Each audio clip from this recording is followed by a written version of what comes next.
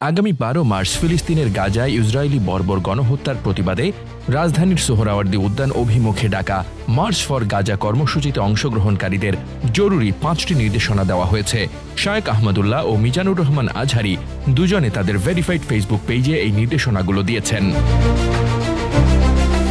March for গাজায় অংশগ্রহণকারীদের জন্য জরুরি নির্দেশিকায় বলেন, সকল শ্রেণী পেশা দল মতের মানুষের অংশগ্রহণে বাংলাদেশের ইতিহাসে আক্ষরিক অর্থেই অভূতপূর্ব এক গণজামায়াতের দ্বার প্রান্তে আমরা।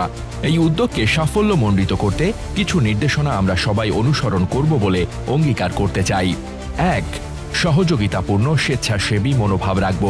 অনুষ্ঠানটা আমার, একে সফল করার দায়িত্ব আমি পালন করব, এই সংকল্প নিয়েই ঘর থেকে বের হব। ২. আসার পথ কিংবা মার্চ শেষে সোহরাওয়ার্দী উদ্যানের সমাবেশ স্থল আমরা নিজ দায়িত্বে পরিচ্ছন্ন রাখব। পানি, ছাতা, মাস্ক সহ অন্যান্য ব্যক্তিগত প্রয়োজনীয় জিনিস সাথে রাখব।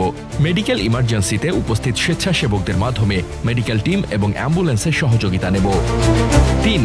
যে কোনো পরিস্থিতিতে উত্তেজনা পরিহার করব, আইনশৃঙ্খলা রক্ষায় সচেষ্ট হব। অনাকাঙ্ক্ষিত কোনো পরিস্থিতি তৈরি হলে আইনশৃঙ্খলা রক্ষাকারী বাহিনী এবং স্বেচ্ছাসেবকদের সর্বাত্মক সহযোগিতা করব। ৪. শান্তিপূর্ণ এই বিক্ষোভ কর্মসূচিতে এমন কোনো প্রদর্শনী করব না যা দেশের ভাবমূর্তি নষ্টের কারণ হতে পারে। কোনো দল বা গোষ্ঠীর প্রতীক এড়িয়ে সৃজনশীল ব্যানার, প্ল্যাকার্ড এবং কেবলমাত্র বাংলাদেশ ও ফিলিস্তিনের পতাকা বহন করার মাধ্যমে সংহতি প্রকাশ করব।